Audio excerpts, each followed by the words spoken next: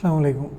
അൽഹംദുലില്ലാഹി റബ്ബിൽ ആലമീൻ വസ്സലാത്തു വസ്സലാമു അലാ റസൂലിഹിൽ അമീൻ വഅലാ ആലിഹി വസഹ്ബിഹി അജ്മഈൻ. റബ്ബി ഇശ്റഹ് ലി സദ്രി വയസ്സിർ ലി അംരി വഹ്ലുൽ ഉഖ്ദതം മിൻ ലിസാനി യഫ്ഖഹു ഖൗലി. അല്ലാഹു നമ്മുടെ ഇരുത്തം നാളെ മരണപ്പെട്ട അവൻ്റെ മുന്നിലെത്തുമ്പോൾ നമുക്ക് അനുകൂലമായ വിധി പറയുന്ന നിമിഷങ്ങളിൽ എഴുതി ചേർക്കുമാറാകട്ടെ.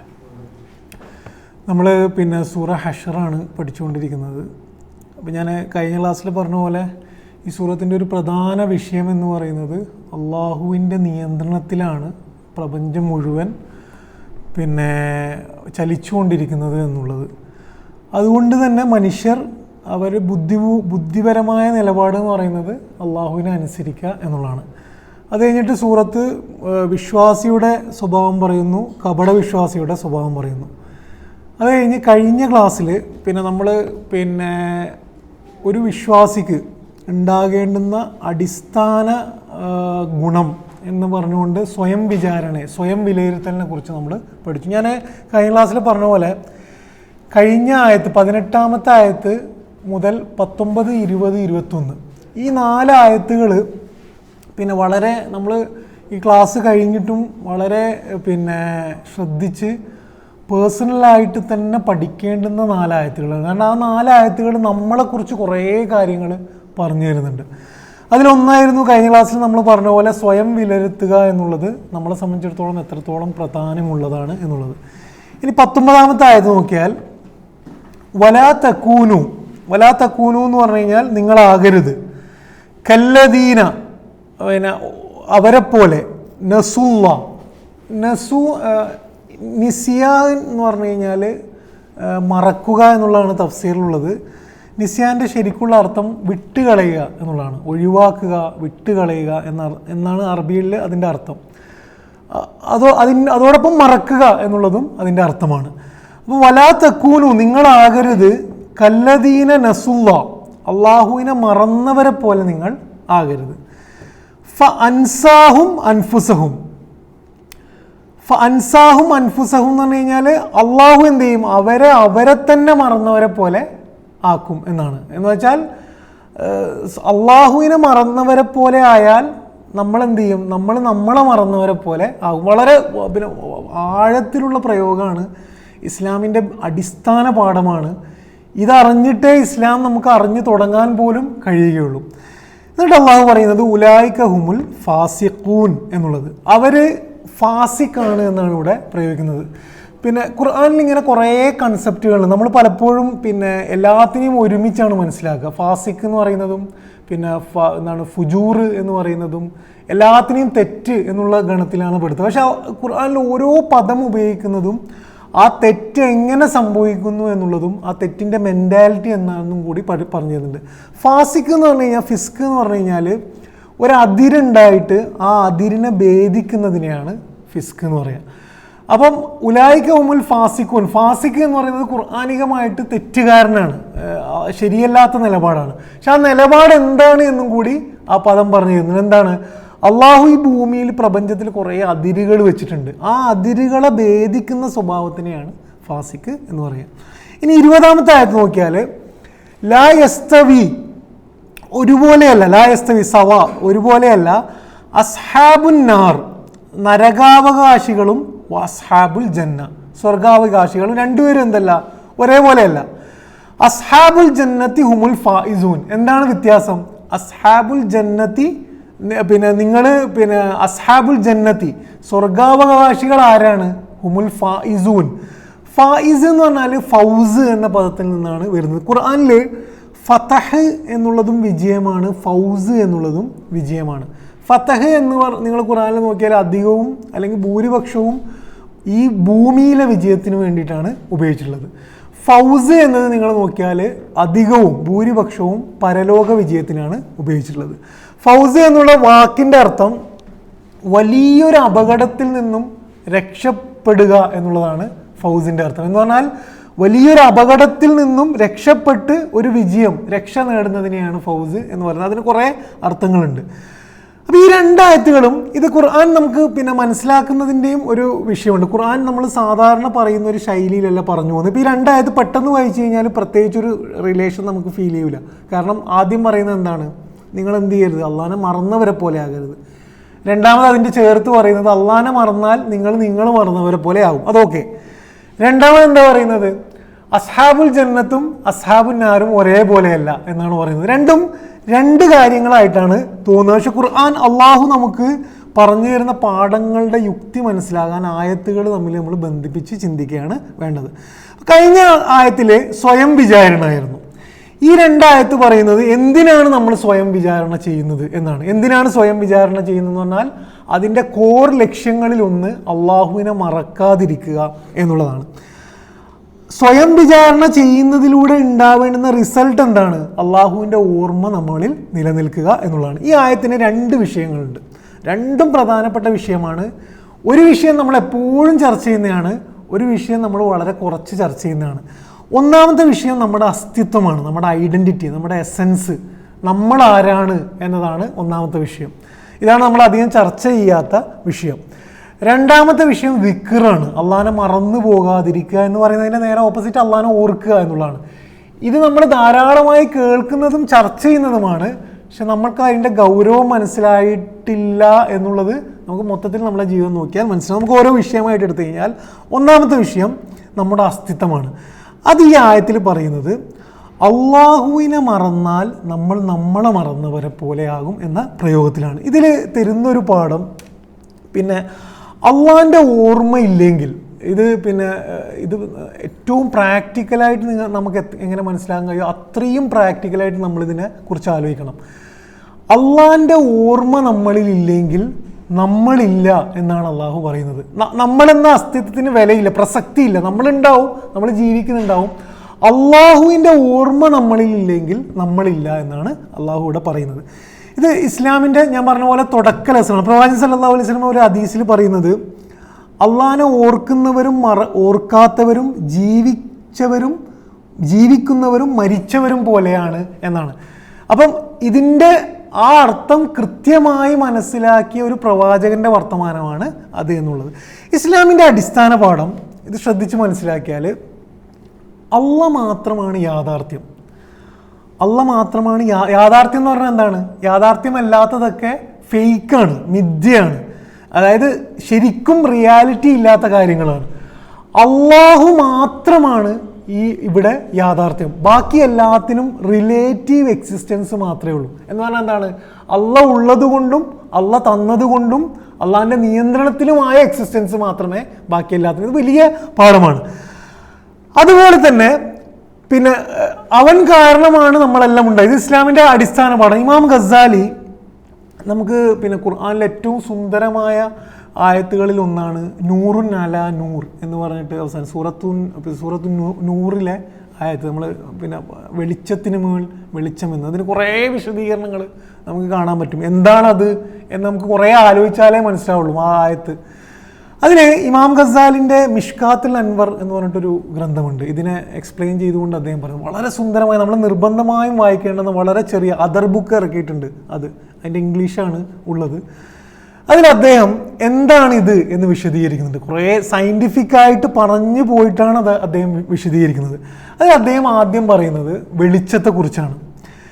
യഥാർത്ഥത്തിൽ ഭൂമിയിലെ ഒന്നിനും സ്വയം തന്നെ എന്തില്ല? വെളിച്ചമില്ല. അപ്പോൾ നമുക്ക് സ്വന്തമായിട്ട് എന്തില്ല? വെളിച്ചമില്ല. സൂര്യനാണ് ഭൂമിയെ മൊത്തം പ്രകാശിതം ആക്കുന്നത്. സൂര്യൻ്റെ വെളിച്ചം റിഫ്ലക്റ്റ് ചെയ്യുന്നത് കൊണ്ടാണ് എന്ത് ചെയ്യുന്നത്? നമ്മളെ ഒരാൾക്ക് കാണാൻ കഴിയുന്നത്. അപ്പോൾ സൂര്യനാണ് യഥാർത്ഥത്തിൽ വെളിച്ചമുള്ള, ബാക്കിയെല്ലാം ബോറോഡ് ലൈറ്റാണ്. എന്നിട്ട് അദ്ദേഹം അതിങ്ങനെ എക്സ്പ്ലെയിൻ ചെയ്തിട്ട് പറയുന്നതാണ് എന്ത്? അള്ളാഹു മാത്രമാണ് വെളിച്ചം. അള്ളാഹ് മാത്രമാണ് വെളിച്ചം. ബാക്കി എല്ലാത്തിനും എന്തേ ഉള്ളൂ? ആ വെളിച്ചം കാരണം കാണുന്നത് മാത്രമേ ഉള്ളൂ. ഞാൻ പറയുന്നത് ക്ലിയർ ആകുന്നുണ്ടോ? ഇങ്ങനെ അദ്ദേഹം എന്ത് ചെയ്യുന്നുണ്ട്? മനുഷ്യന്റെ അസ്തിത്വത്തെക്കുറിച്ച് പറയുന്നുണ്ട് എന്നുള്ളതാണ്. സൂറ റഹ്മാനിൽ 26 27 ആയത്തിൽ കുല്ലുമൻ അലൈഹ ഫാൻ, ഈ ഭൂമുഖത്തുള്ള എല്ലാം നശിച്ചു പോകുന്നവരാണ്, എല്ലാം നശിച്ചു പോകുന്നതാണ്. വയബ്ഖ വജ്ഹു റബ്ബിക ദുൽ ജലാലി വൽ ഇക്റാം, അള്ളാഹുവിൻ്റെ വജ്ഹ് മാത്രം, അള്ളാഹിൻ്റെ മുഖം മാത്രമേ എന്ത് ചെയ്യുള്ളൂ?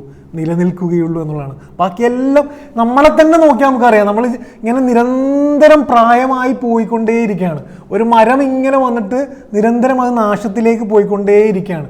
ഭൂമിയിലെ എല്ലാം നാശത്തിലേക്കാണ് പോകുന്നത് അള്ളാഹു എന്ന ഹക്ക് മാത്രമായി. സൂറ ഹജ്ജിൽ ഖുർആനിലെ സുന്ദരമായ ആയത്തുകളിൽ ഒന്നാണ് സൂറ ഹജ്ജിലെ 5-ാമത്തെ ആയത്ത്. ഈ ആയത്തിൽ അള്ളാഹു ആദ്യം, ഇത് ആരോടാണ് ഈ ആയത്ത് പറയുന്നത് വെച്ച് കഴിഞ്ഞാൽ ആഖിറത്തിനെയൊക്കെ നിഷേധിച്ചവരെ കുറിച്ച് അള്ളാഹു ഇങ്ങനെ പറഞ്ഞിട്ട് അവരോട് അള്ളാഹ് പറയാണ്. ആദ്യം അള്ളാഹ് പറയുന്നത് നമ്മളെ സൃഷ്ടിപ്പിനെ കുറിച്ചാണ്.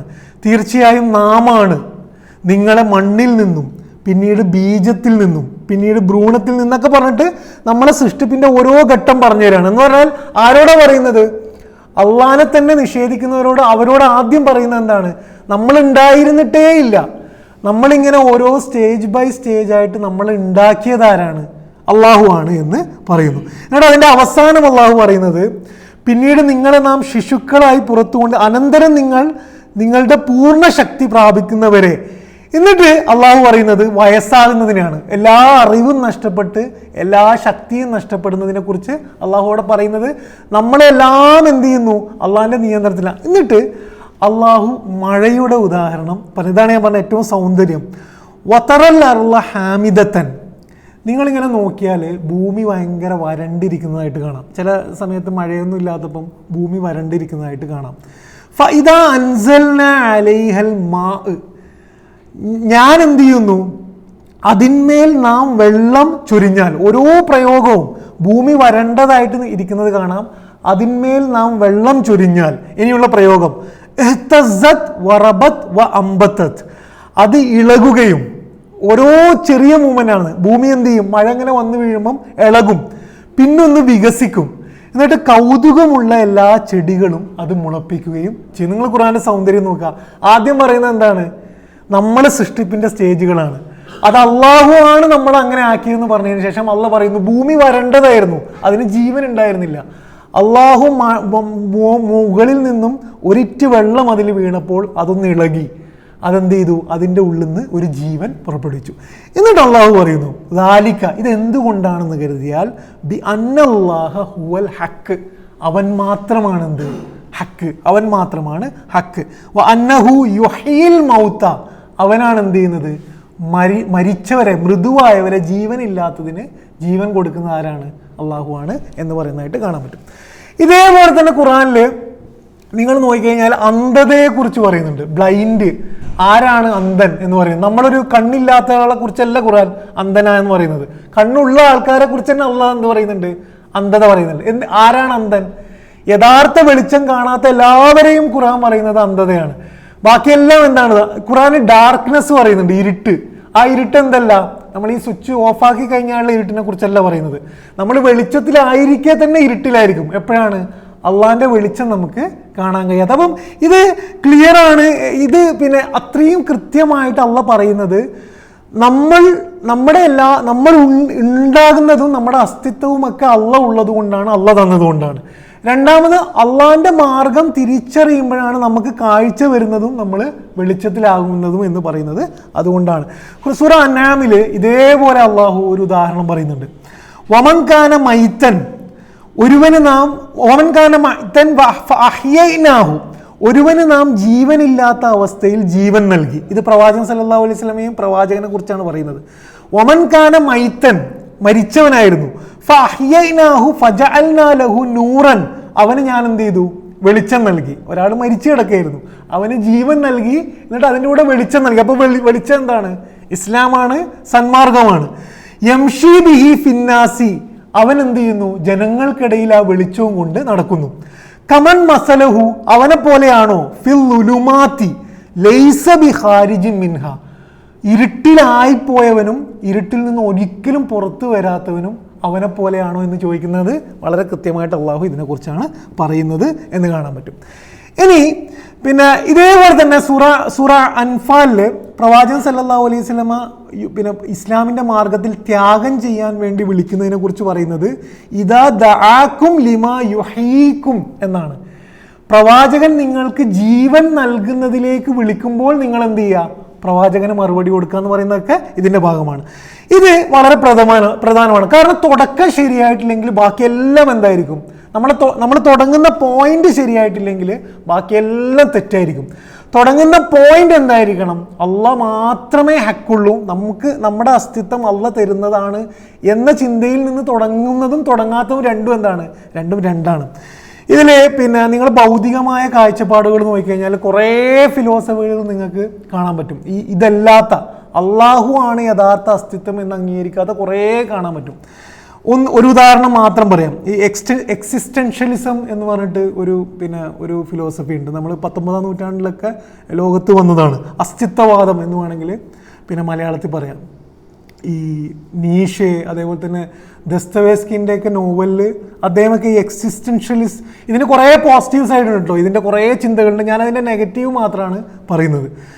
അതിൻ്റെ പ്രധാന വാദം എക്സിസ്റ്റൻസ് പ്രിസീഡ്സ് എസെൻസ് എന്നാണ്. എന്ന് പറഞ്ഞു കഴിഞ്ഞാൽ ഒരു മനുഷ്യൻ ആരാണ് എന്ന ചോദ്യത്തിനുള്ള ഉത്തരം അവൻ എന്ത് ചെയ്യുന്നു എന്നതാണ്, അവൻ്റെ എസെൻസ് അല്ല. അങ്ങനെ എസെൻസ് എന്ന് വെച്ചാൽ എവിടുന്നോ അറിയാത്ത ഏതോ ഒരു എസെൻസിൽ നിന്നല്ല, അവൻ എന്താണോ ചെയ്യുന്നത് അതാണത്.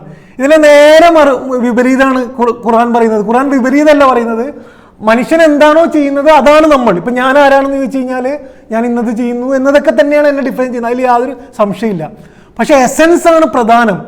ഞാൻ എന്ത് ചെയ്യുന്നു എന്നുള്ളത് എന്താക്കുന്നില്ല, എൻ്റെ ഒരു തുടക്കമുണ്ട്. അത് ആരാണ്? അള്ളാഹ് തന്ന റൂഹാണ്. എൻ്റെ ആത്മാവ് പ്യുവറായിട്ട് അള്ളാഹ് തന്നൊരു റൂഹുണ്ട്. ഇതാണ് എൻ്റെ എസെൻസ്. എൻ്റെ എക്സിസ്റ്റൻസ് എന്ന് പറഞ്ഞാൽ എന്താണ്? ഇതിൻ്റെ കൂടെ വരുന്ന ഒരു കാര്യമാണെന്ന് പറയുന്നത്.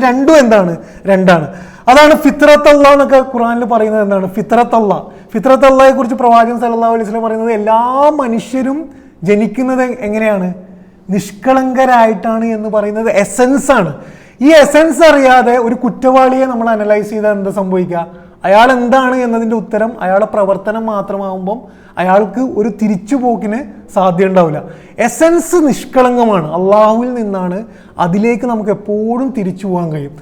ഈ തുടക്കം കൃത്യമായിട്ടില്ലെങ്കിൽ എന്താ സംഭവിക്കുക എന്ന് വെച്ച് കഴിഞ്ഞാൽ ഒരാളുടെ അസുഖത്തിന് കൊടുക്കുന്ന മരുന്ന് പോലും തെറ്റും. ഒരാൾക്ക് കുറേ പ്രശ്നമുണ്ട്, ഒരു മനുഷ്യന്, അയാളെ എസെൻസ് എന്താണ് എന്നറിയാതെ നമ്മൾ അയാൾക്ക് മരുന്ന് കൊടുത്താൽ എങ്ങനെ ഉണ്ടാവുമോ അതായിരിക്കും ഇത്. സൂറ ഷംസിൽ അള്ളാഹു ഇത് പറയുന്നുണ്ട്, വനഫ്സിം വമാ സവ്വാഹ. ആരാണ് നഫ്സിനെ രൂപം കൊടുത്തത്?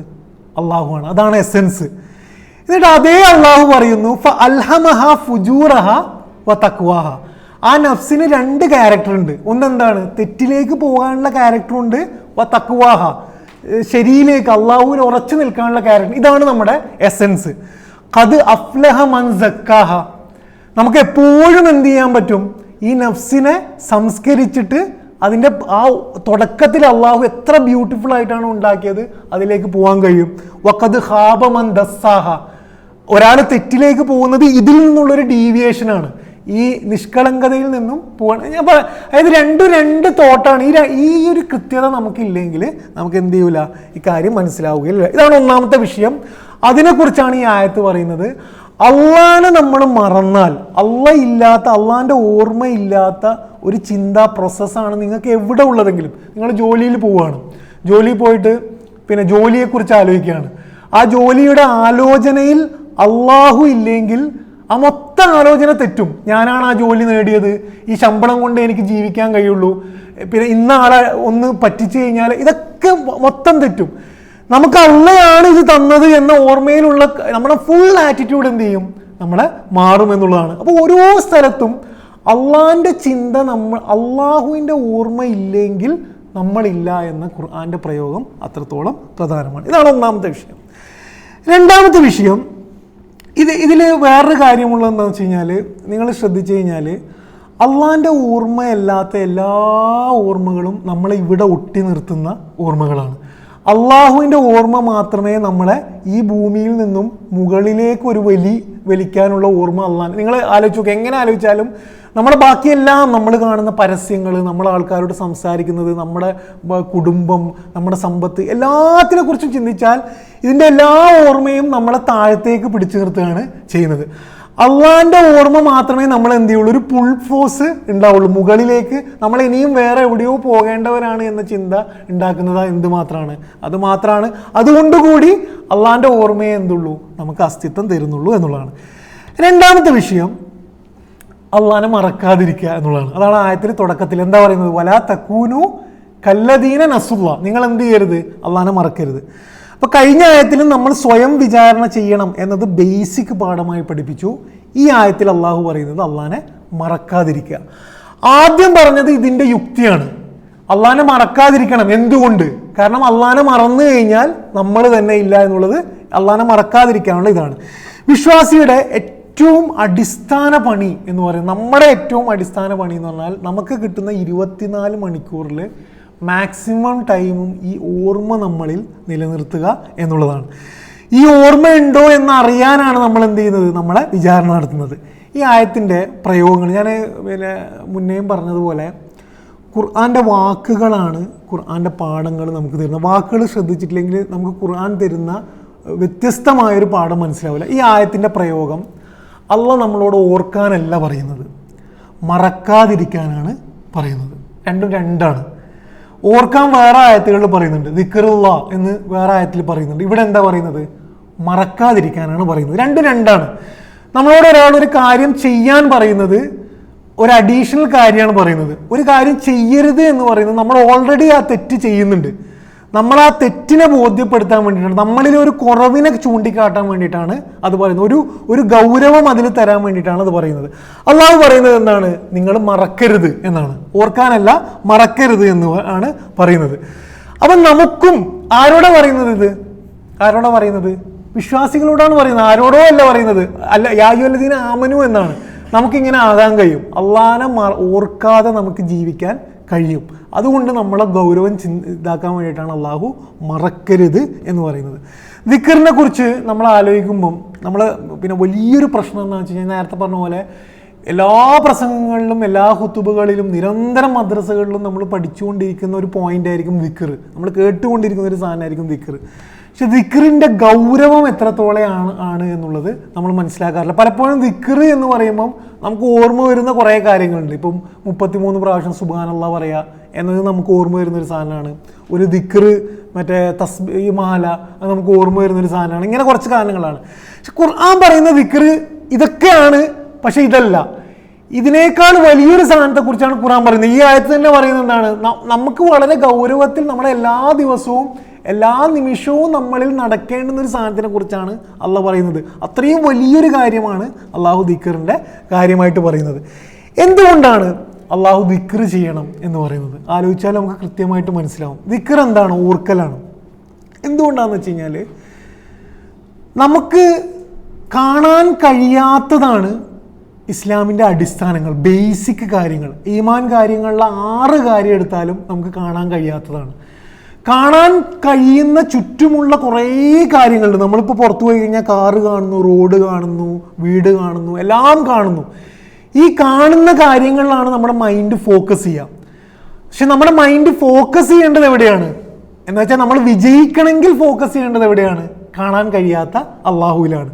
എന്തുകൊണ്ടാണ് ദിക്ർ അള്ളാഹു ഇങ്ങനെ സ്ട്രെസ് ചെയ്യുന്നത് പറഞ്ഞു കഴിഞ്ഞാൽ, ഇത്രയും കാണാൻ കഴിയുന്ന കാര്യങ്ങൾക്കിടയിൽ നിന്നുകൊണ്ട് നമുക്ക് എന്തിനെ കാണാൻ കഴിയണം, എന്തിനെ ഓർക്കാൻ കഴിയണം? അതൊരു പിന്നെ ഇൻറ്റൻഷനലായിട്ട് ബോധപൂർവമായിട്ടുള്ളൊരു പണി നടന്നാലേ എന്ത് ചെയ്യാൻ പറ്റുള്ളൂ, അള്ളാഹനെ നമുക്ക് ഓർക്കാൻ കഴിയുകയുള്ളൂ എന്നുള്ളതാണ്. ഇതിന് പിന്നെ ദിക്ർ ഞാൻ പറഞ്ഞ അതുകൊണ്ട് തന്നെ ഭയങ്കര ബുദ്ധിമുട്ടുള്ള പണിയാണ്. ചുറ്റിലും കുറേ അശ്രദ്ധ ഉള്ളത് കൊണ്ട് ഭയങ്കര ബുദ്ധിമുട്ടുള്ള പണിയാണ്. നമ്മൾ ആയത്തിലേക്ക് തിരിച്ചു വന്നാൽ ആയത്തിൻ്റെ അടുത്തൊരു പ്രയോഗങ്ങൾ ശ്രദ്ധിച്ചു നോക്കുക. ഞാൻ ആദ്യം പറഞ്ഞ പ്രയോഗം അള്ളാഹു ഓർക്കാനല്ല പറയുന്നത്, മറക്കാതിരിക്കാനാണ്. ഇനി രണ്ടാമത്തെ പ്രയോഗം ശ്രദ്ധിച്ചു നോക്കുക. മറക്കരുത് എന്നല്ല പറയുന്നത്, മറന്നവരെ പോലെ ആകരുത് എന്നാണ് പറയുന്നത്. അത് വേറെ പ്രയോഗമാണ്. മറക്കരുത് എന്ന് പറഞ്ഞു കഴിഞ്ഞാൽ നമ്മളോടാണ് എന്തോ ഒരു കാര്യം പറയുന്നത്. മറന്നവരെ പോലെ ആകരുത് എന്ന് പറഞ്ഞു കഴിഞ്ഞാൽ നമ്മൾ ആരെയോ കണ്ടിട്ടാണ് നമ്മളിൽ പ്രശ്നം വരുന്നത് എന്ന് പറഞ്ഞാൽ, നമ്മൾ ആരെയോ പോലെ ആകുന്നത് കൊണ്ടാണ് നമ്മളിൽ പ്രശ്നം വരുന്നത് എന്ന് പറഞ്ഞാൽ, ഈ ആയത്ത് മറന്നു പോകുന്നതിൻ്റെ ഏറ്റവും അടിസ്ഥാന കാരണമായിട്ട് പറയുന്ന ഒരു കാര്യം നമ്മൾ മറ്റുള്ളവരെ പോലെ ആയി പോകുന്നു എന്നാണ്. ഇത് വളരെ കൃത്യവുമാണ്. നിങ്ങൾ ആലോചിച്ച് നോക്കുക, നമ്മൾ ഭൂമിയിൽ ജീവിക്കുമ്പം നമ്മൾ ഇടപെടുന്ന മനുഷ്യർ, ആ ഇടപെടുന്ന മനുഷ്യരെ പോലെയുള്ളൊരു ജീവിതമാണ് നമ്മൾ നയിക്കുക. അങ്ങനെയാണ് സ്വാഭാവികമായിട്ട് നടക്കുക. വിശ്വാസി അതുകൊണ്ടാണ് അതിൻ്റെ തൊട്ടുടനെയുള്ള ആയത്തിൽ അള്ളാഹ് പറയുന്നത് എന്താണ്? ലാ യസ്തവി അസ്ഹാബുൽ ജന്നത്തി അസ്ഹാബുൻ നാരി വ അസ്ഹാബുൽ ജന്ന. നിങ്ങൾ സ്വർഗത്തിലേക്ക് പോകുന്നവരാണെങ്കിൽ നിങ്ങൾ എന്താവൂല, നരകത്തിൽ പോകുന്നവരെ പോലെ ആകൂല. നിങ്ങൾ കംപ്ലീറ്റ്ലി ഡിഫറെൻറ്റ് ജീവിതമായിരിക്കും. നിങ്ങളുടെ ചിന്താഗതി ഡിഫറെൻ്റ് ആയിരിക്കും, നിങ്ങളുടെ ആറ്റിറ്റ്യൂഡ് ഡിഫറെൻ്റ് ആയിരിക്കും, നിങ്ങളുടെ നിലപാടുകൾ വ്യത്യസ്തമായിരിക്കും. അള്ളാഹു ഇവിടെ പറയുന്നത് നമ്മുടെ ഒരു വലിയൊരു പ്രശ്നം നമുക്ക് ഈ വ്യത്യസ്തത മനസ്സിലാകുന്നില്ല എന്നുള്ളതാണ്. നമുക്ക് ഈ വ്യത്യസ്തത മനസ്സിലാകുന്നില്ല. നമ്മളെല്ലാവരെ പോലെ ആയിപ്പോകുന്നു, അല്ലെ അവരെ പോലെ ആകാൻ വേണ്ടിയുള്ള ശ്രമത്തിൽ എന്ത് ചെയ്യുന്നു, അള്ളാഹനെ മറന്നു പോകുന്നു എന്നുള്ളതാണ് ഈ ആയത്ത് തരുന്ന ഇത് വലിയ പാഠം എന്നുള്ളതാണ്. അത് ഇതിൻ്റെ ഒരു കാരണം എന്ന് വെച്ചാൽ നമ്മുടെ എല്ലാ താരതമ്യങ്ങളും ഭൗതികമായിട്ട് മാത്രമായി പോകുന്നു എന്നുള്ളതാണ്. നമുക്ക് നമ്മൾ ഏത് സ്ഥിതിയിലാണ് നമ്മൾ നിൽക്കുന്നത്, അപ്പോൾ നമ്മൾ താരതമ്യം ചെയ്യുന്നത് ജോലിയുള്ള കുറച്ച് ഹൈ ആയിട്ടുള്ള ഒരാളാണ്. നമുക്ക് എത്ര സുന്ദരമായി സംസാരിക്കാൻ കഴിയും, അപ്പോൾ നമ്മൾ കമ്പയർ ചെയ്യുന്നത് ഭൗതികമായിട്ടാണ്. എല്ലാ കമ്പാരിസനും നമ്മുടെ മെയിൻ ഒരു അജണ്ട എന്ന് പറയുന്നത് ഈ ഭൂമിയിലെ നിലനിൽപ്പും ഈ ഭൂമിയിലെ സ്റ്റാറ്റസുമായി മാറുമ്പം അള്ളാഹ് ഈ പറയുന്നത് വളരെ കറക്റ്റാണ്. വലാ തകൂനു കല്ലദീന നസുല്ലാ എന്ന് പറയുന്നത് വളരെ കൃത്യമാണ്. അതേപോലെ തന്നെ പിന്നെ ഈ അടുത്ത ആയത്ത് ഞാൻ പറഞ്ഞില്ല, അടുത്ത ആയത്തും ഈ ആയത്തും തമ്മിലുള്ള ബന്ധം ലാ യസ്തവി അസ്ഹാബുൻ നാരി വ അസ്ഹാബുൽ ജന്ന. അപ്പം നമുക്ക് കൃത്യമായിട്ടുള്ള കണക്ഷൻ മനസ്സിലാകുന്നുണ്ട്. ഞാൻ പറഞ്ഞ പോലെ എന്തുകൊണ്ടാണ് അള്ളാഹു ഇവിടെ പറയുന്നത് നമ്മുടെ ജീവിതവും മറ്റുള്ളവരുടെ ജീവിതവും എന്താവൂല, ഒരേപോലെ ആവൂല എന്ന് പറയുന്നതും വലാ തകൂനു കല്ലദീന അവരെ പോലെ ആകരുത് എന്ന് പറയുന്നത് എന്താണ്, വളരെ കൃത്യമായിട്ടുള്ള കണക്ഷനാണ് എന്ന് കാണാൻ പറ്റും. ഇനി ഈ തെറ്റിദ്ധാരണക്കൊരു കാരണം എന്ന് വെച്ചാൽ എന്തുകൊണ്ടാണ് നമ്മൾ മറ്റുള്ളവരെ പോലെ ആകുന്നത് എന്ന കാരണവും ഈ രണ്ടാമത്തെ ആയത്ത് പറയുന്നുണ്ട്. എന്താണ് പറയുന്നത്? അസ്ഹാബുൽ ജന്നത്തി ഹുമുൽ ഫായിസൂൻ. അസ്ഹാബുൽ ജന്നത്ത് മാത്രമേ ജയിക്കുള്ളൂ എന്ന് ഉറപ്പില്ലാത്തതും കൊണ്ടാണ്. ആരാണ് ജയിക്കുക എന്ന ആത്മവിശ്വാസം ഉണ്ടെങ്കിൽ എന്തിനാണ് ജയിക്കാത്തവരെ പോലെ ആകാൻ നമ്മൾ ശ്രമിക്കുന്നത്? എന്ന് വെച്ചാൽ ജയിക്കാത്ത ഒരാളെ പോലെ നമുക്ക് ആകേണ്ട ആവശ്യമേ ഇല്ല. ജയിക്കുന്നത് നമ്മളാണ്, വിജയിക്കുന്നത് ആത്യന്തികമായി നമ്മളാണ് എന്ന ഉറപ്പ് നമുക്കുണ്ടെങ്കിൽ നമ്മളെ ഈ ജീവിതം എന്താകേണ്ട ആവശ്യമില്ല. ആരെയോ പോലെ അയാളെ കോപ്പി പേസ്റ്റ് ചെയ്യേണ്ട ആവശ്യവും നമുക്കില്ല എന്ന് കാണാൻ കഴിയും. സൂറ ഹദീദിലും ഖുർആനിൽ ഇതേ പ്രയോഗം, ദിക്റിനെ കുറിച്ച് പറയുന്ന സ്ഥലങ്ങളിൽ ഇതേ പ്രയോഗം നിരന്തരമായി പ്രയോഗിച്ചതായിട്ട് കാണാൻ പറ്റും. അവരെ പോലെ ആകരുത് എന്ന് പറഞ്ഞാൽ സൃഷ്ടിച്ച അള്ളാഹുവിന് അറിയുന്നത്, അള്ളാഹ് നമ്മളോട് പറഞ്ഞു തരുന്നത് ദിക്ർ ഇല്ലാതാകുന്നതിൻ്റെ ഒരു പ്രധാന കാരണം നമ്മുടെ ഈ മറ്റുള്ളവരെ കുറിച്ചുള്ള വല്ലാത്ത കൺസേൺ ആണ്, അവരെ പോലെ ആകാനാണ് എന്ന് പറയുന്നത്. സൂറ ഹദീദിൽ 16-ാമത്തെ ആയത്തിൽ അള്ളാഹു പറയുന്നത് നമ്മളോടുള്ളൊരു ചോദ്യമാണ്. അലം യഅ്നിലില്ലദീന ആമനു അൻ തഖ്ശഅ ഖുലൂബുഹും ലിദിക്രില്ല. വിശ്വാസികൾക്ക് അവരുടെ ഹൃദയം അള്ളാഹുവിൻ്റെ ദിക്റിനാൽ നിറക്കാൻ സമയമായിട്ടില്ലയോ എന്ന ചോദ്യമാണ്, നമ്മളോടുള്ള ചോദ്യമാണ്. നമുക്ക് സമയമായിട്ടില്ലേ? എന്നിട്ട് അടുത്ത അള്ളാഹിൻ്റെ പ്രയോഗം വലാ യകൂനു കല്ലദീന ഊത്തുൽ കിതാബ മിൻ ഖബ്ൽ. അപ്പോൾ അവിടെയും പറയുന്നത് എന്താണ്? നിങ്ങൾ അവരെ പോലെ ആകരുത്, ഒരു വിഭാഗത്തെ പോലെ ആകരുത്. അവർക്ക് എന്താ സംഭവിച്ചത്? ഫതാല അലൈഹിമുൽ അമദ്. ഇങ്ങനെ കുറേ നാൾ ദിക്റില്ലാതെ ആയപ്പോൾ ഫഖസത് ഖുലൂബുഹും, അവരുടെ ഹൃദയം എന്തായിപ്പോയി? ഭയങ്കര കട്ടിയായിപ്പോയി. നിങ്ങൾ ഖുർആനിൽ ശ്രദ്ധിച്ചാൽ ദിക്റില്ലാത്ത അവസ്ഥയെക്കുറിച്ച് ഖുർആൻ പറയുന്ന പ്രയോഗമാണ് ഖസത്ത് ഖുലൂബ് എന്നുള്ളത്. ഹൃദയം കട്ടിയാകുക. ഹൃദയം കട്ടിയാകുക എന്ന് പറഞ്ഞു കഴിഞ്ഞാൽ നമുക്കത് ഫീൽ ചെയ്യും. നമുക്ക് പലപ്പോഴും ചില സമയത്ത് ഈമാൻ കുറയുമ്പോൾ ഇത് ഫീൽ ചെയ്യും. ഹൃദയം ഭയങ്കര ഒരു നനവില്ലാത്ത അവസ്ഥ, കരച്ചിൽ വരാത്ത അവസ്ഥ, ഖുർആൻ കേൾക്കുമ്പോൾ ഒന്നും ഫീൽ ചെയ്യാത്ത അവസ്ഥ, നമസ്കാരമൊക്കെ മിസ്സായാൽ തന്നെ ഒരു പ്രത്യേകിച്ചൊരു ഇത് വരാത്തൊരവസ്ഥ, അങ്ങനെ ഒരു ഇതിൽ പോകുന്നു. അതേസമയം നനവുണ്ടെങ്കിൽ, ഹൃദയം ഇങ്ങനെ വല്ലാത്തൊരു ഇതിലാണെങ്കിൽ നിങ്ങൾ ആലോചിച്ച് നോക്കാം, ഒരു നിസ്കാരം മിസ്സാവുമ്പം തന്നെ നമ്മളിൽ എന്തുണ്ടാവും? വല്ലാത്തൊരു പൊറുതികേട് നമുക്ക് ഫീൽ ചെയ്യും. ഒരാളെ നമ്മൾ വിഷമിപ്പിച്ചാൽ ആ കുറ്റബോധം കൊണ്ട് നമ്മൾ വല്ലാതെ ഇതായി പോകും. ഖുർആനിൽ അള്ളാഹിനെ കുറിച്ച് പറയുന്ന ആയത്തുകൾ നമ്മളെ കരയിക്കും. ഇതൊന്നും ഫീൽ ചെയ്യാത്ത അവസ്ഥ നമ്മളിൽ വരാൻ സാധ്യതയുണ്ട്. അതിൻ്റെ പേരാണെന്ത്? ഖസത്ത് ഖുലൂബ് എന്നുള്ളത്. പക്ഷെ അതിനെക്കുറിച്ച് പറയുമ്പോഴും അള്ളാഹ് പറയുന്നത് എന്താണ്? അവരെ പോലെ നമ്മളാകരുത് എന്നാണ്. ഇത് നിങ്ങൾക്ക് മനസ്സിലാകാൻ പ്രവാചകൻ സല്ലല്ലാഹു അലൈഹി വസല്ലമയുടെ ഹദീസിൽ, പ്രവാചകൻ നമുക്ക് അറിയാവുന്ന ഹദീസാണ്, നമ്മളൊരു തെറ്റ് ചെയ്യുമ്പോൾ എന്താ സംഭവിക്കുന്നത്? നമ്മുടെ ഹൃദയത്തിലൊരു പുള്ളി, ഒരു കറുത്ത പുള്ളി, വളരെ കൃത്യമായ പ്രയോഗമാണ്. ഓരോ തെറ്റ് ചെയ്യുമ്പോഴും ആ പുള്ളിയെ നമ്മൾ കളഞ്ഞുകൊണ്ടേ ഇരുന്നിട്ടില്ലെങ്കിൽ എന്താ സംഭവിക്കുക? അവസാനം പുറത്ത് കാണാൻ പറ്റാത്തത്ര എന്ത് ചെയ്യും? അത് ഫോം ചെയ്യും. ഇത് പെട്ടെന്ന് മനസ്സിലാകാൻ നമ്മൾ ഭയങ്കര ഭയങ്കര ഇസ്തിരി ഇട്ട ഒരു ഡ്രസ്സ് ഇട്ടിട്ടാണ് പോകുന്നതെന്ന് വിചാരിക്കുക. അതിലൊരു പൊടി ചളി വീണ് കഴിഞ്ഞാൽ നമുക്കത് ഭയങ്കര പൊറുതികേടായിരിക്കും, നമുക്ക് പെട്ടെന്ന് മനസ്സിലാവും. അതേസമയം കംപ്ലീറ്റ്ലി ചളിയായിട്ടുള്ള ഒരു സ്ഥലത്ത് ഒരു പുതിയൊരു കുറച്ച് ചളി വന്നാലും എന്ത് ചെയ്യൂല, നമുക്കതൊരു വലിയ പ്രശ്നമാവില്ല, നമുക്കത് കാണാൻ പോലും കഴിയില്ല. നമ്മൾ അള്ളാഹിൻ്റെ ദിക്ർ നിലനിർത്തുന്നതിൻ്റെ ഏറ്റവും പ്രധാനപ്പെട്ടൊരു കാരണം എന്ന് പറയുന്നത് നമ്മുടെ ഹൃദയം നിരന്തരമായി നനവുള്ള അവസ്ഥയിൽ നിൽക്കുക എന്നുള്ളതാണ്. കുറ്റബോധം നമ്മളിൽ നിന്ന് ഇല്ലാണ്ടായി കഴിഞ്ഞാൽ അത് സംഭവിക്കും എന്നുള്ളതാണ് അതിൻ്റെ വിഷയം. എന്ന് വെച്ചാൽ നമ്മൾ നമസ്കരിച്ചു കൊണ്ടിരിക്കെ തന്നെ നമ്മളിൽ സംഭവിക്കും. കുറ്റബോധം ഇല്ലാതാകുന്ന അവസ്ഥ സംഭവിച്ചു കഴിഞ്ഞാൽ നമുക്ക് വല്ലാത്തൊരു തണുപ്പ് ഫീൽ ചെയ്യാൻ തുടങ്ങുന്ന അവസ്ഥയിൽ നമ്മൾ എന്ത് ചെയ്യും, നമ്മൾ വലിയൊരു ദുരന്തത്തിലേക്ക് പോകാൻ സാധ്യതയുണ്ട് എന്നുള്ളതാണ്. നമ്മൾ സ്വന്തത്തോട് ചോദിക്കേണ്ടത് നമ്മളും മറ്റുള്ളവരും തമ്മിൽ എന്ത് വ്യത്യാസമാണ് ഉള്ളത്. ഇവിടെ പറഞ്ഞത് അവരെ പോലെ ആകരുത് എന്നാണ്. ഒരു ദിവസം, ഇന്നത്തെ ദിവസം നമ്മൾ എടുത്തു കഴിഞ്ഞാൽ എത്ര പ്രാവശ്യം നമുക്ക് അള്ളാഹുവിനെ ഓർക്കാൻ കഴിഞ്ഞിട്ടുണ്ട്? ഞാൻ പറഞ്ഞ നമസ്കാരത്തിനെ കുറിച്ചല്ല, നമസ്കാരത്തിൽ പോലും ഓർക്കാത്തതാണ് നമ്മുടെ പ്രശ്നം. അത് വേറെ, നമസ്കാരത്തിൽ എന്തായാലും ഓർക്കുന്നതാണ് അള്ളാഹ് പറയുന്നത്. കാരണം നമസ്കാരം അതിനുവേണ്ടി ഡെഡിക്കേറ്റഡ് ആയിട്ട് നമ്മൾ പോകുന്നതാണ്. നമസ്കാരത്തിലല്ലാത്ത നിമിഷങ്ങളിൽ എത്ര പ്രാവശ്യം ഇപ്പം ഇത്ര മണിക്കൂറായി എത്ര പ്രാവശ്യം നമുക്ക് അള്ളാഹിനെ ഓർക്കാൻ കഴിഞ്ഞിട്ടുണ്ട്? നമ്മൾ വിഷമിക്കുമ്പം സ്വാഭാവികമായിട്ടും ആലോചിക്കും. സന്തോഷിക്കുമ്പം, നമ്മൾ കാർ ഓടിക്കുമ്പം, നമ്മൾ ഓരോ സന്ദർഭം നിങ്ങളെടുത്ത് എത്ര പ്രാവശ്യം ഇന്ന് നമ്മൾ അള്ളാഹിനെ ഓർക്കുന്നുണ്ട് എന്ന് നമ്മൾ ആലോചിച്ച് നോക്കുക. നമ്മൾ ആയത്തിലേക്ക് തിരിച്ചു വന്നു കഴിഞ്ഞാൽ ഇവിടെ അള്ളാഹു ഉപയോഗിച്ച 2 പദങ്ങൾ ഫാസിക്കും ഫായിസുമാണ്.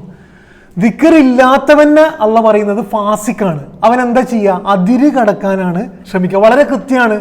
എന്താണ് അവൻ ശ്രമിച്ചുകൊണ്ടിരിക്കുന്നത്? എന്തിനാണ് അവൻ അതിര് കടക്കുന്നത്? അള്ളാഹിൻ്റെ അതിര് കടക്കുന്നത് എന്തിനാണ്? മറ്റുള്ളവരെ പോലെ ആകാനാണ്. അതിര് കടന്നുകൊണ്ട് അവൻ അള്ളാഹിൻ്റെ ദിക്റിൽ നിന്നും പോവുകയാണ്. എന്തിനാണ് അവൻ അത് ചെയ്യുന്നത്? അവൻ വിജയിക്കുമെന്ന് കരുതിയിട്ടാണ്. പക്ഷെ അള്ളാഹു ആരെക്കുറിച്ചാണ് ഫായിസ് എന്ന് പറയുന്നത്? അപകടങ്ങൾ തരണം ചെയ്ത് വിജയിച്ചവനാണ്. അപ്പം ഇത് അപകടമാണ് എന്ന് തിരിച്ചറിയാത്തവനാണ് ആര്? ഫാസിക്ക്. പക്ഷെ അവൻ കരുതുന്നത് എന്താണ്? ഇത് തന്നെയാണ് വലിയ വിജയമെന്നാണ്. അള്ളാഹ് പറയുന്നത് എന്താണ്? ഇത് അപകടമാണ് തിരിച്ചറിഞ്ഞ് ഓരോ അപകടത്തിൽ നിന്നും രക്ഷപ്പെട്ടിട്ട് വിജയിക്കുന്നവരാണ് ആര്? ഫായിസ് എന്ന് പറയുന്നതും വളരെ കൃത്യമായിട്ടുള്ള പ്രയോഗമാണ്. ഇനി നമ്മൾ ദിക്റിലേക്ക് 2-3 പോയിന്റ് കൂടെ പറഞ്ഞിട്ട് അവസാനിപ്പിക്കാം. ദിക്റിൽ ഇവിടെ ഞാൻ പറഞ്ഞു നിസിയാൻ എന്ന പദമാണ് ഉപയോഗിച്ചത്. എന്താണ്? മറവിക്ക് അൻസാഹും എന്ന പ്രയോഗം. ഒഴിവാക്കുക എന്നുള്ളതാണ് അറബിയിൽ അതിൻ്റെ അർത്ഥം. ഒഴിവാക്കുക എന്ന് പറയുന്നത് ബോധപൂർവമായിട്ടുള്ളൊരു പ്രോസസ്സാണ്. ബോധപൂർവം ഒഴിവാക്കുക, അങ്ങനെ ആയിപ്പോന്നല്ല, ബോധപൂർവം ഒഴിവാക്കുകയാണ്. ദിക്റിനെ കുറിച്ച് തന്നെ ഖുർആൻ പറയുന്നത് ഇന്ന ഹാദിഹി തദ്കിറ, ഈ ഖുർആൻ ഒരു ഓർമ്മപ്പെടുത്തലാണ്. ഫമൻ ഷാ ദക്കറ എന്നാണ്. ആരെങ്കിലും മനസ്സുകൊണ്ട് റെഡിയായിട്ട് അത് ഓർക്കാൻ റെഡിയായാൽ മാത്രമേ അവർക്ക് എന്ത് ചെയ്യുള്ളൂ, അവർക്കത് ഉപകാരപ്പെടുള്ളൂ. ദിക്ർ എന്ന് പറയുന്നത് വളരെ ബോധപൂർവമായിട്ടുള്ള ഒരു പ്രവർത്തനമാണ്. നമുക്ക് തോന്നിയിട്ട് ചെയ്താലേ അത് നടക്കുകയുള്ളൂ. അള്ളാഹ് എന്ത് ചെയ്യൂല, ഇങ്ങനെ ഓട്ടോമാറ്റിക്കായിട്ട് ഇഷ്ടമില്ലാത്ത എല്ലാവരെയും നിർബന്ധിച്ച് ഇതിലേക്ക് കൊണ്ടുവരുന്ന ഒരു പരിപാടിയെ കുറിച്ചല്ല പറയുന്നത്. ഫമൻ ഷാ ദക്കറ, നമുക്ക് ബോധപൂർവം നടത്തിയാലേ അത് നടക്കുകയുള്ളൂ. അതിനു വേണ്ടിയിട്ട് നമുക്ക് അള്ളാഹു തന്നിട്ടുള്ള പിന്നെ കുറേ ടൂൾസ് ഉണ്ട്. അതിൽ ഏറ്റവും പ്രധാനപ്പെട്ട ടൂൾ ഏതാണ്? നമസ്കാരമാണ്. നമസ്കാരത്തിൻ്റെ ഒരു പ്രധാന ലക്ഷ്യം അല്ലെങ്കിൽ ഏറ്റവും പ്രധാന ലക്ഷ്യം എന്ന് പറയുന്നത് വല ദിക്റുല്ലാഹി അക്ബർ, അള്ളാഹിൻ്റെ ദിക്ർ അതിൽ നിലനിൽക്കുക എന്നുള്ളതാണ്. കപടവിശ്വാസിയുടെ നമസ്കാരത്തെക്കുറിച്ച് അള്ളാഹ് പറയുന്നത് പിന്നെ വലാ യദ്കുറൂന ഇല്ലാ ഖലീല, അവരുടെ ആ നമസ്കാരത്തിൽ മൊത്തത്തിൽ നോക്കിയാൽ അള്ളാഹിനെ ഓർത്ത നിമിഷങ്ങൾ വളരെ കുറവായിരിക്കും എന്നാണ്. അപ്പോൾ ദിക്ർ നമ്മളിൽ നിലനിർത്താൻ വേണ്ടി അള്ളാഹു ഇട്ട് തന്നൊരു ടൂളാണ് നമസ്കാരം. പക്ഷെ അതിൽ കൊണ്ട് മാത്രം എന്ത് ചെയ്യൂല, നമുക്ക് ദിക്ർ നിലനിൽക്കുകയില്ല. അതേപോലെ തന്നെ ഇത് ഞാൻ അതുകൊണ്ടാണ് പറഞ്ഞത്, നമ്മൾ പിന്നെ തീരെ നമ്മളിൽ നിന്ന് ഒഴിവായി പോയ ഒരു സ്വഭാവമാണ് പ്രവാചകൻ സല്ലല്ലാഹു അലൈഹി വസല്ലം പഠിപ്പിച്ച ദിക്ർ, സുന്നത്തിലെ ദിക്ർ. നിങ്ങൾ ഇതിനെക്കുറിച്ച് ആലോചിച്ച് നോക്കുക. പ്രവാചകന്റെ സുന്നത്തിലെ ദിക്ർ നമ്മൾ ഈ ചില ബുക്കുകൾ കിട്ടും, ഓരോ സന്ദർഭത്തിലും നമ്മൾ പറയേണ്ടുന്ന ദിക്റുകൾ. നമ്മൾ അതിനെയൊക്കെ കൂലി കിട്ടാനുള്ളൊരു സാധനമായിട്ടാണ് നോക്കുക. പക്ഷെ നിങ്ങൾ ശരിക്കും നോക്കിയാൽ പ്രവാചകൻ എന്താ ചെയ്തത്? പ്രവാചകൻ ചെയ്തത് അള്ളാഹിന്റെ ദിക്ർ ഇല്ലാത്ത നിമിഷങ്ങൾ അവനെ തന്നെ ഇല്ലാണ്ടാക്കുമെന്ന പാഠം ജീവിതത്തിൽ അപ്ലൈ ചെയ്തതാണ് ആ കണ്ടത്. എന്താണ് കണ്ടത്? പ്രവാചകൻ ഒരു കുതിരന്റെ മുകളിൽ കയറിയിട്ട് പോകാൻ പോകുന്നു. സുബ്ഹാനല്ലദീ സഖറ ലനാ ഹാദാ വമാ കുന്ന, ആ കുതിരനെ ഓടിക്കാനുള്ള എൻ്റെ കഴിവ്, ആ കാർ ഓടിക്കാനുള്ള എൻ്റെ കഴിവ് എല്ലാം ആർക്ക് വിട്ടുകൊടുക്കുകയാണ്? അള്ളാഹ്ക്ക് വിട്ടുകൊടുക്കുകയാണ്. ഭക്ഷണം കഴിക്കാൻ തുടങ്ങുകയാണ്. എന്താ ചെയ്യുന്നത്? ആ ഭക്ഷണം തന്നവൻ അള്ളാഹു ആണ് എന്ന് ഓർക്കുകയാണ്. നമ്മുടെ പ്രശ്നം എന്താണ്? ഇതൊക്കെ നമ്മുടെ മൈൻഡിലുള്ള അള്ളാഹ് തന്നെയാണല്ലോ തന്നത് എന്ന് പറയണം. അങ്ങനെ നടക്കൂല. ബോധപൂർവം നമ്മുടെ മനസ്സിൽ അള്ളാഹ് അറിയണം, അള്ളാഹിനോട് സംസാരിക്കണം. ഇതൊക്കെ ദിക്റിന്റെ ഭാഗമാണ്. പറഞ്ഞില്ലെങ്കിലും ദിക്റ് നമ്മുടെ ഉള്ളിൽ ഉണ്ടാവും. പക്ഷെ പ്രവാചകൻ അങ്ങനെയൊക്കെ ആയിട്ട് നടക്കുമെങ്കിൽ പ്രവാചകൻ ചെയ്താൽ മതിയായിരുന്നു. പക്ഷെ പ്രവാചകൻ ചെയ്തെന്താണ്? നാക്ക് കൊണ്ട് ബോധപൂർവം എന്ത് ചെയ്യുന്നു? ദിക്ർ പറയുന്നു. നമ്മുടെ പ്രശ്നം, നമുക്കിതൊരു ഭയങ്കര പഴഞ്ചനായിട്ട് തോന്നുന്നു. നമുക്കിത് എങ്ങനെ ഉണ്ടല്ലോ, കുറച്ച് ഇൻസൈഡൊക്കെ ചെയ്ത ആൾക്കാർക്കിടയിൽ അൽഹംദുലില്ലാ എന്നൊക്കെ പറയാനുള്ള ഒരു ഇൻഫീരിയോറിറ്റി കോംപ്ലക്സ് ഉണ്ടല്ലോ, നമ്മളിൽ എവിടെയോ ഫോം ചെയ്തിട്ടുണ്ട്. നമുക്ക് ആരെങ്കിലും മാതൃകയാക്കാൻ ജീവിതത്തിൽ കഴിയുമെങ്കിൽ അത് പ്രവാചകൻ സല്ലല്ലാഹു അലൈഹി വസല്ലം, സഹാബത്ത്, അവരാണ് നമ്മുടെ ഹീറോസ്. അവർക്കത് ചെയ്യാൻ ഒരു ചളിപ്പും ജാള്യതയും ഉണ്ടായിട്ടില്ലെങ്കിൽ നമുക്കും ഈ കാലഘട്ടത്തിൽ എന്ത് ചെയ്യേണ്ടതില്ല, നമുക്കത് ഉണ്ടാവേണ്ടതില്ല. എവിടെയും പ്രവാചകൻ എന്ത് ചെയ്തിരുന്നു? പ്രവാചകൻ ദിക്ർ നാക്ക് കൊണ്ട് പറഞ്ഞിരുന്നു. സുബ്ഹാനല്ലാഹ്, അൽഹംദുലില്ലാ, മാഷാ അല്ലാഹ്, ഇൻഷാ അല്ലാഹ് എന്ന് വളരെ ആർജവത്തോടു കൂടി, വളരെ ഇജ്ജത്തോടു കൂടി പറഞ്ഞിരുന്നു. നമ്മുടെ പ്രശ്നം എന്താണ്? നമുക്ക് എവിടെയോ ഈ സാധനം ഒരു പഴഞ്ചനായിട്ട് ഫീൽ ചെയ്യുന്നുണ്ട്. നമുക്ക് എന്ത് ചെയ്യണം? ഇതും കൂടി നമ്മൾ എന്ത് ചെയ്യണം? നമ്മുടെ ജീവിതത്തിൽ ഭാഗമാക്കിയാലേ ദിക്ർ നിലനിൽക്കുള്ളൂ. എന്ന് പറഞ്ഞാൽ എന്താണ്? നമ്മൾ വണ്ടി കയറുമ്പം ദിക്ർ ചൊല്ലണം. സുബ്ഹാനല്ലാഹ്, സുബ്ഹാന റബ്ബിയൽ അലീം വബിഹംദിഹി, സുബ്ഹാന റബ്ബിയൽ അഅലാ. ഇത് പ്രവാചകൻ സല്ലല്ലാഹു അലൈഹി വസല്ലം ഏറ്റവും കൂടുതൽ അള്ളാഹ്ക്ക് ഇഷ്ടമുള്ള ദിക്റാണ്. നിങ്ങൾ ആലോചിച്ചൊക്കെ എത്ര സിമ്പിളായിട്ട് കിട്ടാവുന്ന അനുഗ്രഹമാണ് ഇത്. അത് പറയുന്നതോടുകൂടി നമുക്ക് എന്ത് ചെയ്യും? നമ്മുടെ ജീവിതത്തിൽ ഉടനീളം ആ ദിക്ർ നിലനിർത്തും. എന്ന് പറഞ്ഞാൽ ദിക്ർ വലിയൊരു വിഷയമാണ്. അത് സ്വാഭാവികമായിട്ട് നമ്മുടെ മനസ്സിൽ നിലനിൽക്കണം. നമ്മൾ പറഞ്ഞിട്ടില്ലെങ്കിലും അത് നമ്മുടെ മനസ്സിൽ അള്ളാഹിനോട് സംസാരിക്കുന്ന രൂപത്തിൽ നിലനിൽക്കണം. അതേപോലെ എന്ത് ചെയ്യണം? നമ്മളെ നാക്ക് കൊണ്ട്, ഉള്ളിൽ നിറഞ്ഞ സാധനം നാക്ക് കൊണ്ട് ബോധപൂർവം പറഞ്ഞു നമ്മൾ എന്ത് ചെയ്യണം? നമ്മൾ ശീലിക്കണം എന്നുള്ളതാണ്. സഹാബത്തിനെ കുറിച്ച് ഖുർആനിൽ ഒരു സ്ഥലത്ത് പറയുന്നത്, റിജാലും ലാ തുൽഹീഹിം തിജാറത്തും വലാ ബൈഉൻ അൻ ദിക്രില്ല. അവരെന്ത് ചെയ്തിട്ടില്ല? ഒരു കച്ചവടവും ഒരു കൊള്ളക്കൊടുക്കുകളും അള്ളാഹിൻ്റെ ദിക്റിൽ നിന്നും അവരെന്ത് ചെയ്തിട്ടില്ല? അവരെ ഒഴിവാക്കിയിട്ടില്ല എന്ന് കാണാൻ പറ്റും. അവസാനമായി പ്രവാചകൻ സല്ലല്ലാഹു അലൈഹി വസല്ലമയുടെ ഒരു ഹദീസിൽ സ്വർഗത്തിൽ കടന്നവർക്ക് ഒരു വല്ലാത്ത വിഷമം ഉണ്ടാവും. അതെന്തിനെ കുറിച്ചാണെന്ന് ചോദിച്ചപ്പം പറഞ്ഞതെന്ന് വെച്ച് കഴിഞ്ഞാൽ ദിക്ർ ചെയ്യാത്ത നിമിഷങ്ങളെ കുറിച്ചായിരിക്കും എന്നാണ്. സ്വർഗത്തിൽ കടന്നവരാണ്. അപ്പോൾ ഇനിയും കൂടുതൽ കിട്ടിയത്, കാരണം ആ ദിക്ർ ചെയ്തതിൻ്റെ ഫലം അവരനുഭവിച്ചത് കൊണ്ട് അവരുടെ മനസ്സിൽ തോന്നിയതാണ്. ഇതാണ് ഈ ആയത്തുകളുടെ, രണ്ടായത്തുകളുടെ വലിയ ആയത്തുകളാണ്, വലിയ പാഠങ്ങളാണ്. അതിലൊന്നാമത് നമ്മൾ പഠിച്ചത് അള്ളാഹുവിന് മാത്രമേ യഥാർത്ഥത്തിലുള്ള അസ്തിത്വമുള്ളൂ. ഹക്ക് അള്ളാഹ് മാത്രമാണ്. നമ്മളെന്താണ്? റിലേറ്റീവ് ആയിട്ടുള്ളൊരു എക്സിസ്റ്റൻസ് മാത്രമേ നമുക്കുള്ളൂ. ഭൗതികമായിട്ടുള്ള ചിന്ത എന്ന് പറയുന്നത് വേറെ തന്നെ ഒരു ലോകമാണ്. നമ്മളുടെ എല്ലാ ചിന്തയും തുടങ്ങുന്നത് ഇതിലായിരിക്കണം, ആ പോകുന്നതുമൊക്കെ ഇതിലായിരിക്കണം എന്നാണ് നമ്മൾ ആദ്യം പഠിച്ചത്. അതുകൊണ്ട് തന്നെ ആയത്ത് പഠിപ്പിക്കുന്നത് എന്താണ്?